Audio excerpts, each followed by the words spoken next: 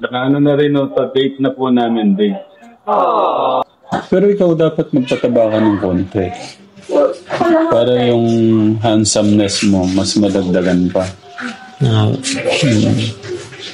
Dapat nga ito mabawasan, no? Masyadong malabo. So, stop po muna natin. Just a heads up lamang po, pag-uusapan po natin sa video na ito is ito nga pong muling pagsasama or pag-bonding, pag-date nila Tekram tsaka ni Luis.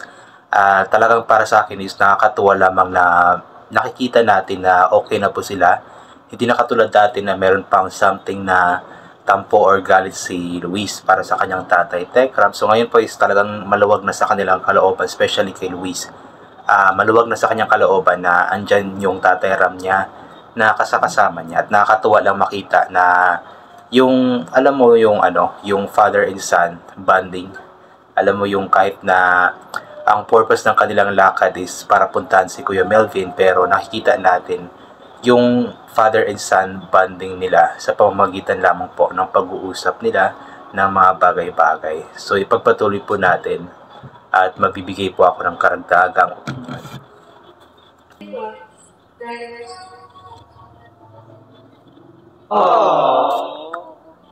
Ano naman, bagong bago. Ano ito ka, Tekram? Jollibee po ng madaling araw. May-invite to kami ni Kuya mamaya. May lakad to kami. Mag-morning ka, Kuya. Morning po mga date na. Nakaano na rin, no, date na po namin, date. Sana all date. Nakakatuwa lang din kasi pareho sila nakaputi. Talagang yung hiling ni Tekram na magsuot ng puting damit is nakuha din po ni Luis. Mahilig din po siya sa mga puting damit. At ano po, napakalinis po tignan kapag puti po kasi yung suot. Ito lang po yung available eh.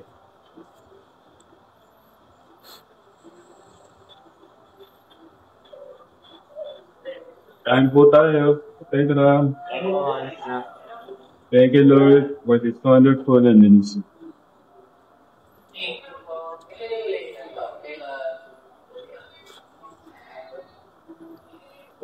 Para magkaroon lang po ng konting kamanisya namin, tapos magbiyahin na po kami ng ay pinapa-invite po si Ninang Precious.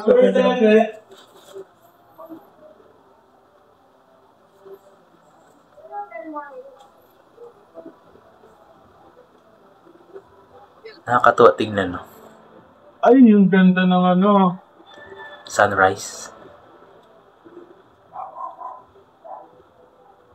Ganda po ng kulay, oh. Nagre-reflect na yung araw doon. Tapos green, violet, blue, orange, yellow. Tapos kanina, so doon nga po kami natulog kila Kuya. Nakitulog po kami po. Yan, taas diretso po dito sa lakad namin. Kaya tapos kanina, nakakatuwa lang si Kuya habang natutulog. Ganun pa rin pala, no, Kuya? Habang natutulog ka, may ganito ka din. Ikaw ba yung nagpapatugtog kanina? Yung pang praise and worship, no? Hanggang ngayon pala, ganun pa rin. Kasi mas maganda yung nagiging payapa, Tapos yung pagtulog, madaling makatulog din. Kasi nakakatulong talaga siya. Kaya yan, sa mga nahirapan pong matulog dyan, yan pwedeng I-recommend na makinig ko kayo ng mga pang-praise and worship. Tapos nalalaman nyo yung lalim pa ng mga pagmamahal ng ating Diyos sa atin.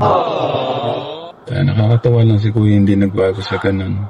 Sana si Kuya mo din, yung relasyon kay God, mas lumalim pa. Ayan po. Sobrang natutuwa lamang daw po si Tekram kasi si Luis is hindi nagbabago.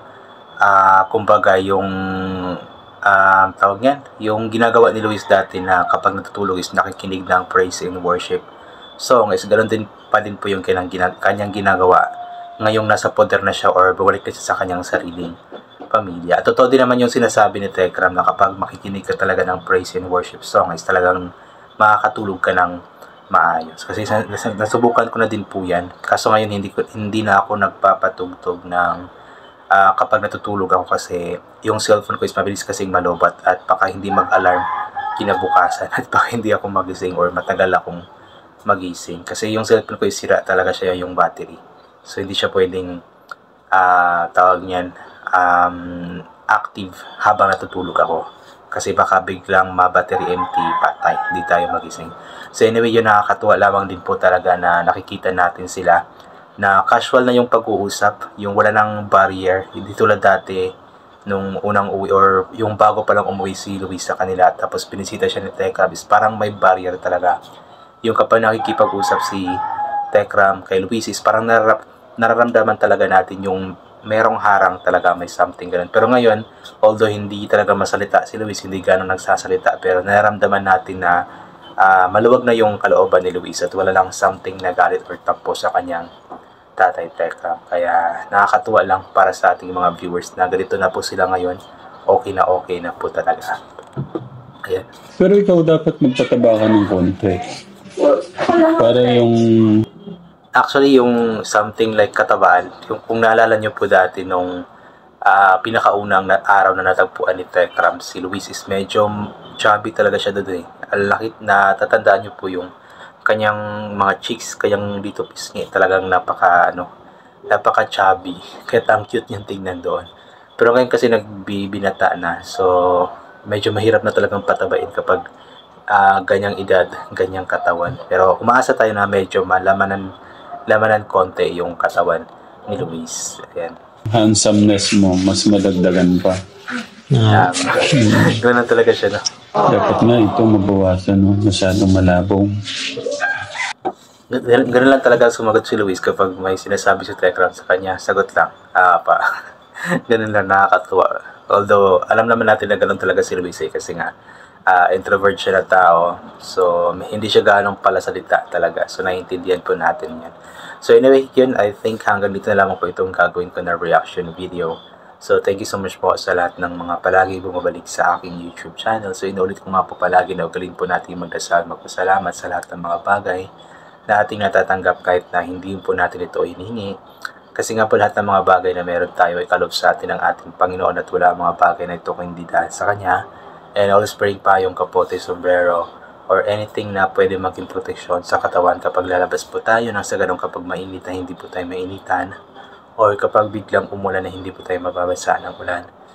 And always take vitamin C para mag-boost ang ating immune system at hindi po tayo matatamaan agad-agad ng kung ano-ano mang mga sakit-sakit. Ayan. So once again, inulit ko hanggang dito na lamang po. God bless po and bye for now po.